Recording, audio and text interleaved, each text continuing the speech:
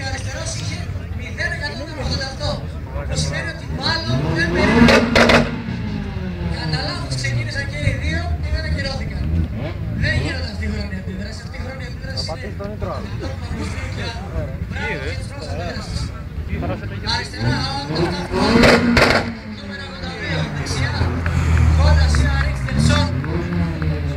Με απίστευτο λάθος κοντρόλ και τρελό φόρεμο. Τετρακίνηση Βερονίκη. Άντε ρε κουνίτσου. Νούμερο 18 το Σιμίκ. Ο Γεώργιος Σπυρόπουλος που κόλλα Σιμίκ 160 άλογα και το απίστευτο λάθος κοντρόλ του. Αλλά αν θέλετε τη γνώμη μου, δεν νομίζω να έχει ελπίδα, είναι ένας άριστος αγώνας.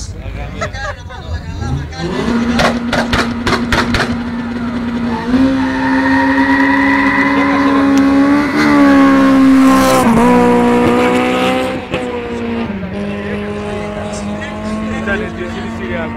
Κάνει ρε μαλάκα, έκανε κατευθείαν αλλαγές.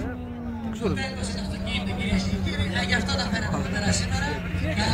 Πρώτη, Δευτέρα, Τρίτη, όλες τις κάρτες. Τον έκανε διακοπές. Θα πω μετά. Τι μαλάκας.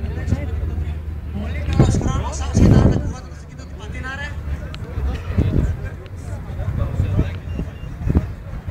Είναι η γυναίκα του κυρίου Αναστασιάδη, του χορηγού μας.